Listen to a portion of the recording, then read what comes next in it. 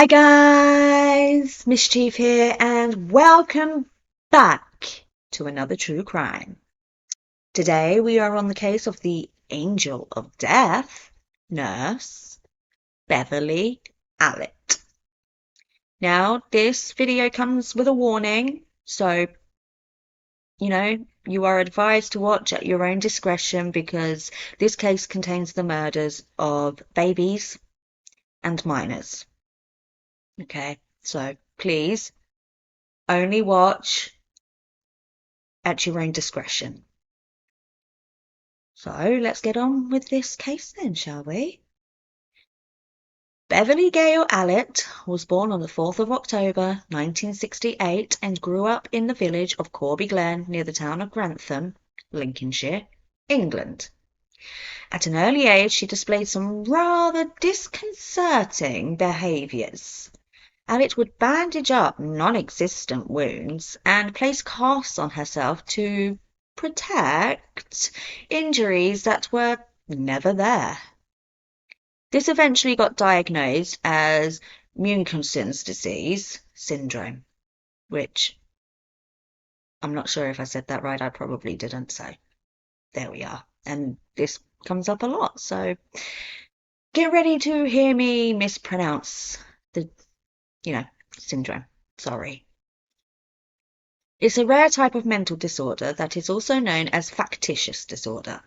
The person diagnosed will lie about symptoms, make themselves appear sick, or they purposefully make themselves unwell to garner attention. So bearing that in mind, this does come up a lot, okay? Just keep that in mind. During her teen years, Allitt had become an outcast. She had a dramatic weight gain. She garnered a refinement of the attention-seeking behaviours, and she had become noticeably aggressive towards others. Allitt sought attention from doctors of various hospitals for anything she could gain sympathy for. One time, she even had her appendix out, which was an entirely healthy appendix. She would also inhibit the healing process of that removal by fidgeting with the scar. She also practiced self-harm and had to constantly switch doctors on a routine basis as they were becoming aware of her attention-seeking behaviours.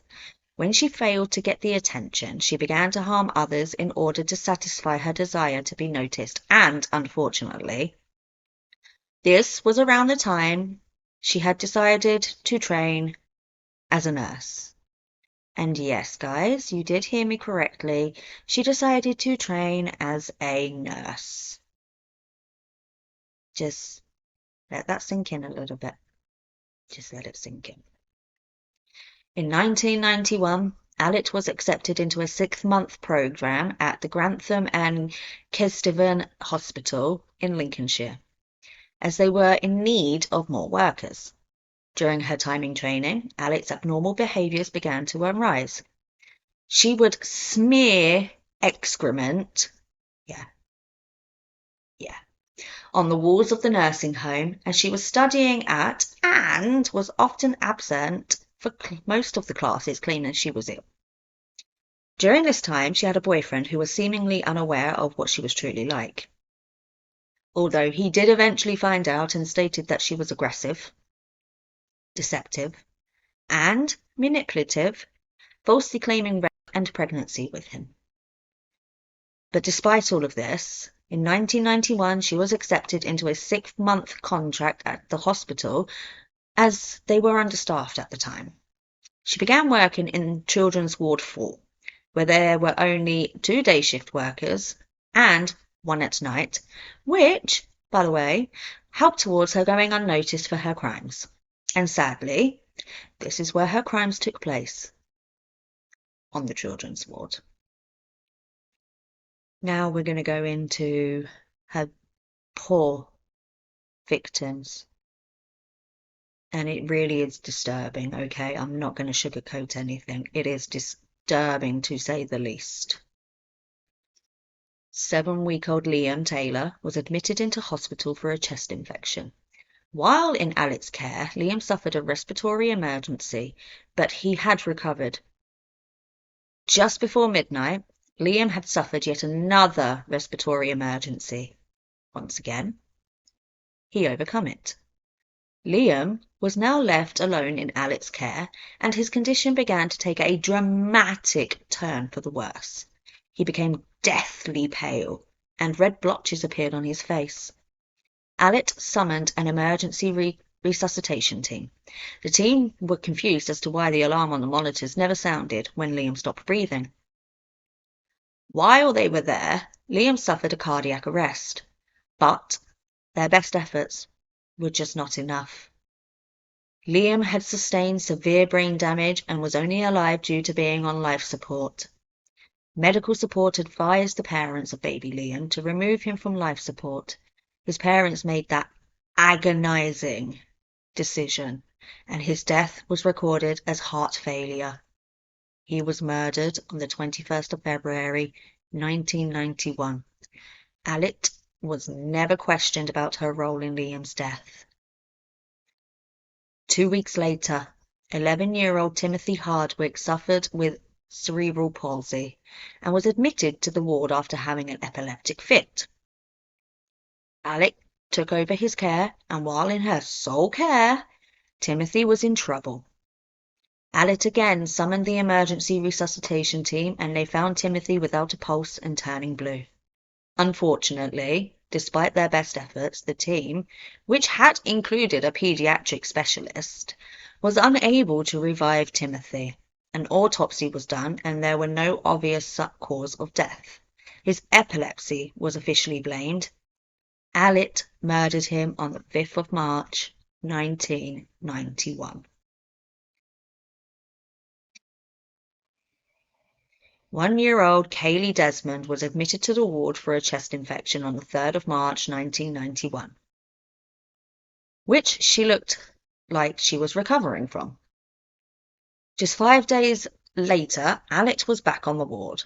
Kaylee went into cardiac arrest. The resuscitation team were able to revive her, and she was transferred to another hospital in Nottingham. The attending physicians noted that Kaylee had an odd puncture hole under her armpit, and they also discovered an air bubble near the puncture mark. They put this down to an accidental injection, and there was no investigation into the matter. Thankfully, Kaylee survived Allitt's murder attempt. 5-month-old Paul Crampton was admitted to the ward for a non-serious bronchial infection on 20th of March, 1991. Paul was about to be discharged when the resuscitation team were summoned. Paul appeared to be suffering from insulin shock and going into near comas on 3 separate occasions. Yes, 3 separate occasions. The nurse he was left with was none other than Allitt. Thankfully, Paul was resuscitated each time and was taken to another Nottingham hospital, although Allitt was to ride with him in the ambulance, and Paul was again found to have too much insulin.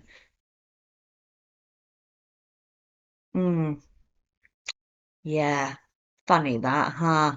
Allitt's attempt to murder Paul was unsuccessful, thankfully, and he was extremely lucky to have survived.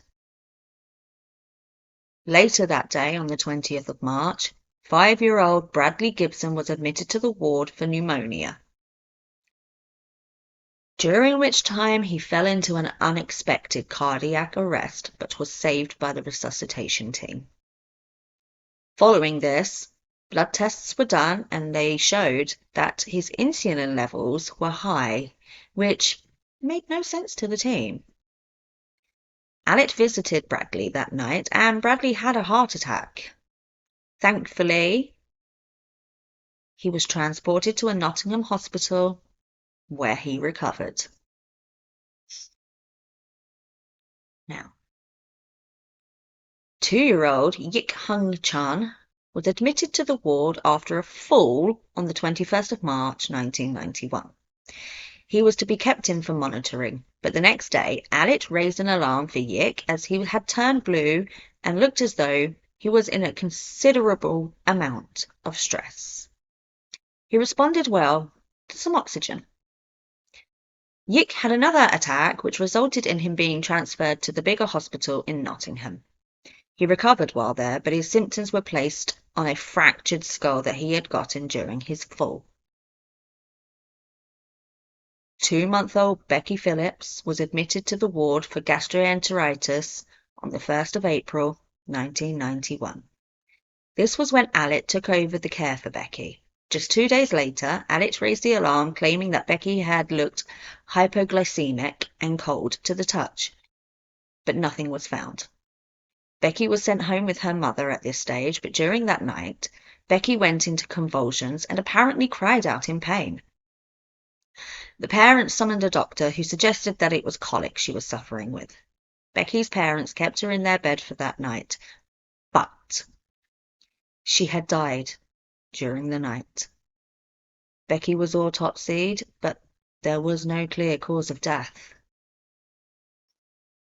Angel of death strikes again. 2-month-old Katie Phillips, twin of Becky, was admitted into the ward as a precaution following her sister's death.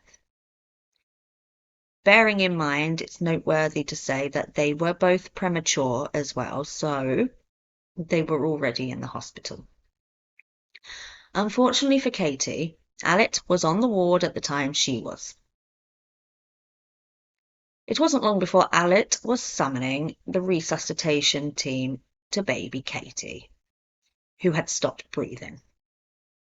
The efforts to revive Katie were successful, but just 2 days later, Katie suffered a similar attack which caused her lungs to collapse. After another revival, Katie was transferred to Nottingham. It was found that she had 5 broken ribs, serious brain damage, partial paralysis, cerebral palsy, and sight and hearing damage. 2 months old. Katie's mother asked Allitt to be her godmother, as she was so grateful to Allitt for saving baby Katie's life. Allitt accepted this willingly, even though she was the cause of Katie's damage. Yeah. What a vile, disgraceful woman. 15-month-old Claire Peck was admitted to the ward following an asthma attack on the 22nd of April 1991. She was put on a ventilator and left in the care of none other than Allitt. During this short time, poor Claire went into cardiac arrest. She was resuscitated, but later went into another cardiac arrest and died. Again, after being left in the care of Allitt. An autopsy was done, and it was found to have been natural causes that Claire died from. Natural causes, yeah. Allitt is classified as natural causes. Here's where it gets interesting. Only after Claire's death were the hospital staff suspicious of Allitt, as she was the only one on duty while the children had either died or suffered serious threats to their life. Dr. Nelson Porter was a consultant at the hospital. He initiated an inquiry due to the high number of cardiac arrests over the 2-month period on Ward 4, which, rightly so, alarmed him.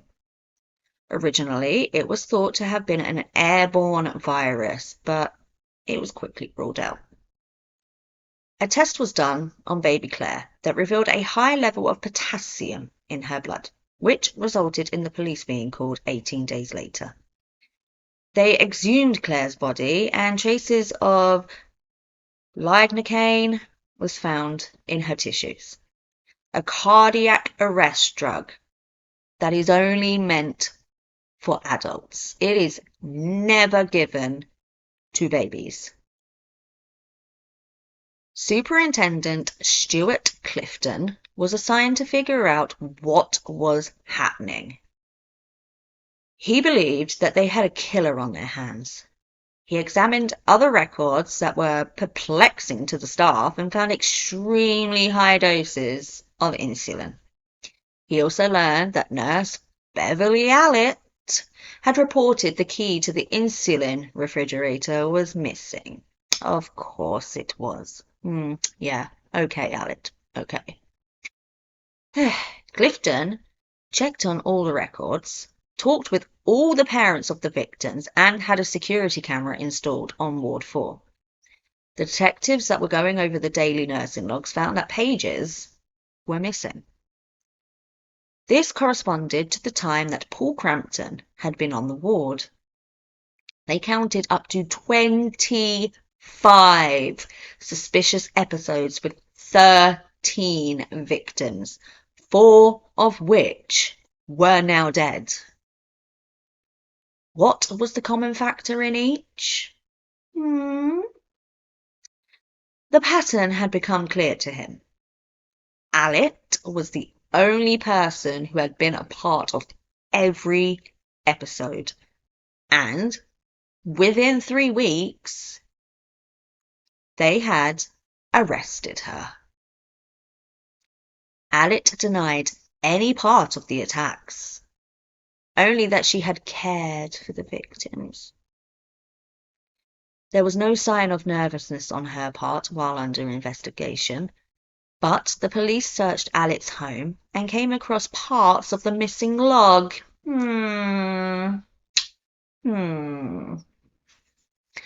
All of this initial evidence seemed damning towards Allitt, but Katie's parents hired a detective to help clear her name.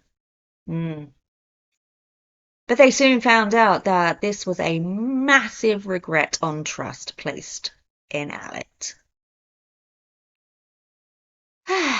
Poor Katie and Becky's parents.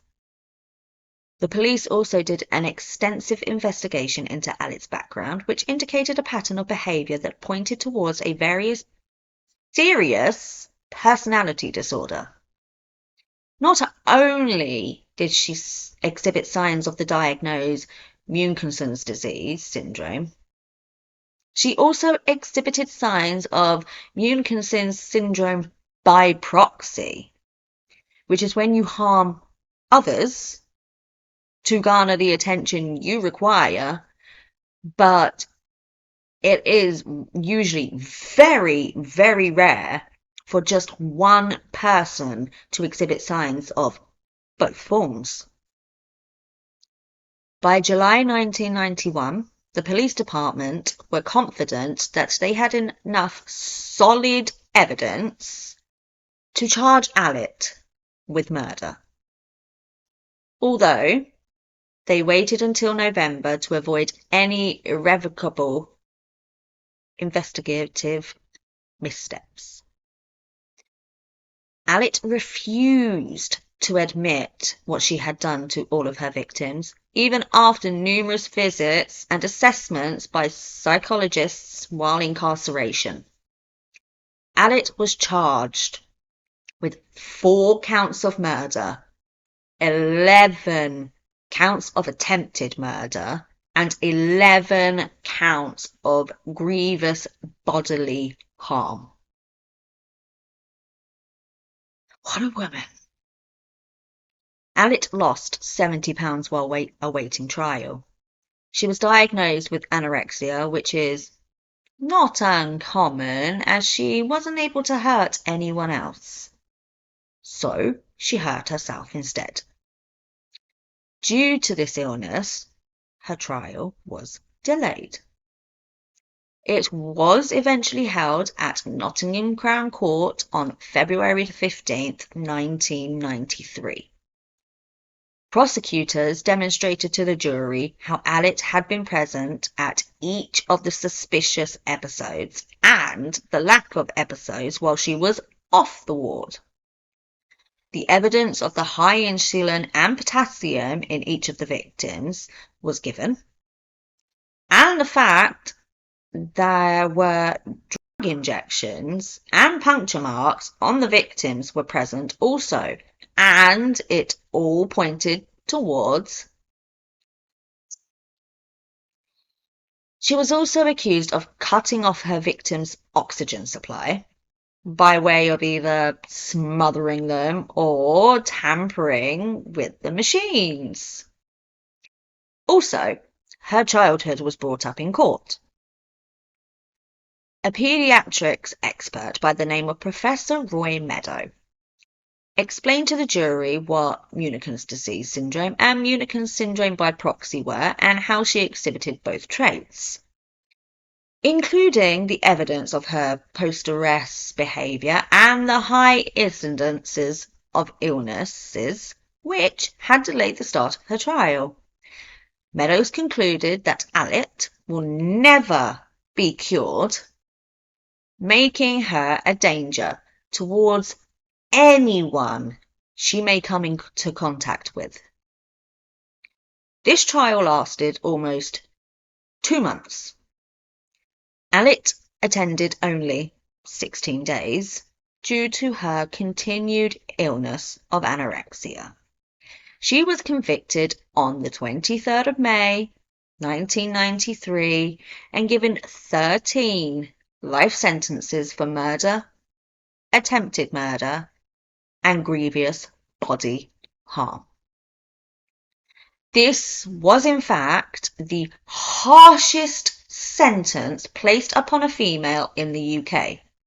Mr. Justice Latham noted it was because of the horrific suffering placed upon her victims, their families, and the ignominy she had brought upon nursing as a profession. Because, you don't expect the people to harm you that are meant to look after you. They're meant to make you get better, not meant to make you die. The maternity unit was later closed down at Grantham and Keaveston Hospital due to her actions also, because it wasn't trusted anymore. Allitt is serving her sentence at the Rampton Secure Hospital in Nottinghamshire, where she is to spend a minimum term of 40 years. She is only to be released if she no longer presents a threat to society. Allitt launched an appeal against the length of her sentence in December 2007, where the High Court ruled that she was to serve 30 years.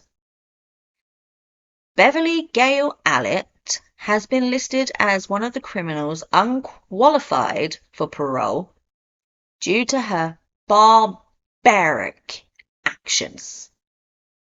She is counted as one of the cruelest serial killers to date in the history of England.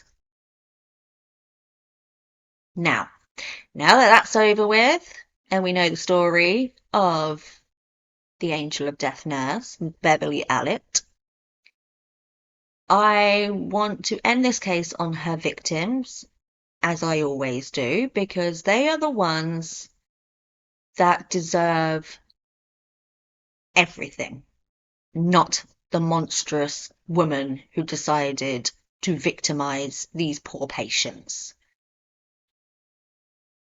Liam Taylor, 7 weeks old. Timothy Hardwick, 11 years old. Kaylee Desmond, 1 year old. Thank goodness she survived. Paul Crampton, 5 months old. Thankfully, he survived. Bradley Gibson, 5 years old. Thankfully, he also survived. Yik Hung Chan, 2 years old. Again, thankfully, he survived. Becky Phillips, 2 months old.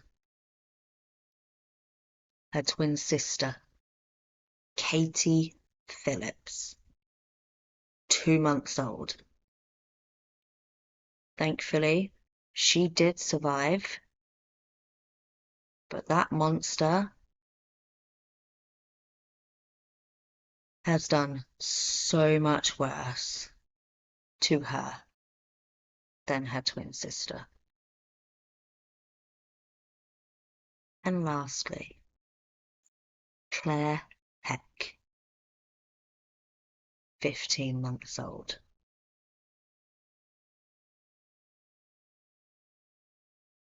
I am so sorry to the families. It is never okay. You know, it's even worse, the fact that they are just children. Most of them, you know, they're under 5 years old. A lot of them were just little babies. They all had the rest of their lives ahead of them to do anything they put their minds to. And this creature of a woman took it all away with her bare hands.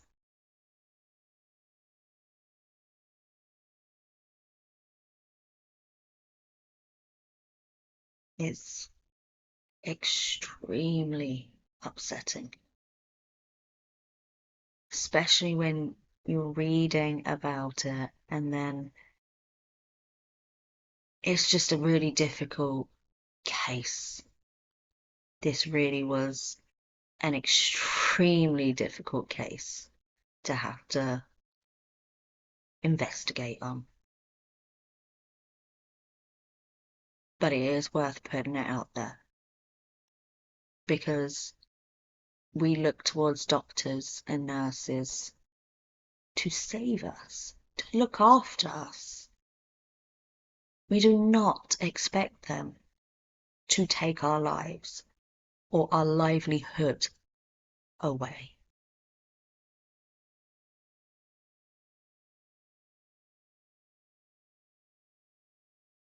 Now, that is the end of the case.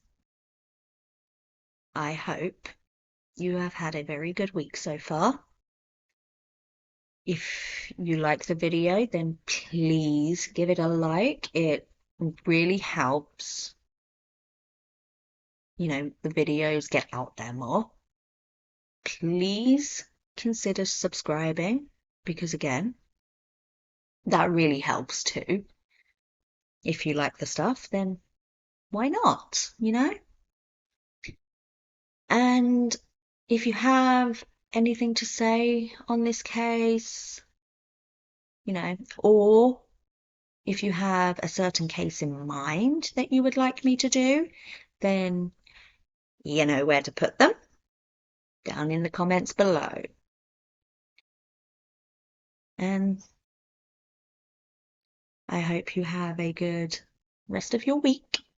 It's the weekend now, so woo! I hope you enjoy. Now, please consider the liking and the subscribing. And I will see you in the next one. Bye, guys.